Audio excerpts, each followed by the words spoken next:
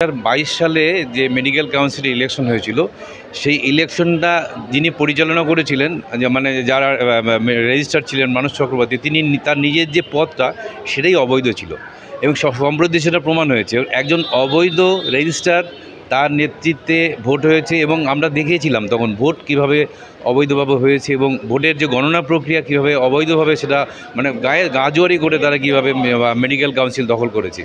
এবং এর পরিণতি আমরা দেখলাম অভয়াকাণ্ড, যে নানা কলেজে বিভিন্নভাবে থ্রেড কালচার চালাচ্ছিল এই মেডিকেল কাউন্সিলের নানা পদে বসে থাকা ব্যক্তিরা, এবং তার ফলে কিন্তু অভয়ের মতো ঘটনা ঘটতে পেরেছিল এবং একাধিক কলেজে এরকম থ্রেডের পরিবেশ তৈরি হয়েছিল।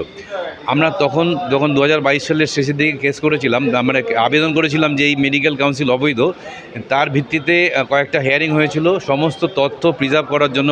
বিচারপতি তখন বলেছিলেন আজকে শুনানি ছিল, এই শুনানিতে আগামী একটা ডেট দেওয়া হয়েছে যেখানে এটার এনকোয়ারি হবে এবং এনকোয়ারি করে আলটিমেটলি 15ই জুন হিয়ারিং হবে এবং আমরা আশা করছি সেখানে আমরা জিতবো। এবং এই যে অবৈধ মেডিকেল কাউন্সিল এবং অবৈধভাবে যারা তারা চলছে, তারা যে অনৈতিকভাবে কাজকর্ম চালাচ্ছে, এদেরকে আমরা মানে এক্সপোজ করতে পারবো যে এরা নৈতিকভাবে কাজকর্ম করছে না, নৈতিকভাবে গঠনও হয়নি। আমি doctor Swapan Biswas, service doctors ফোরামের ট্রেজারার।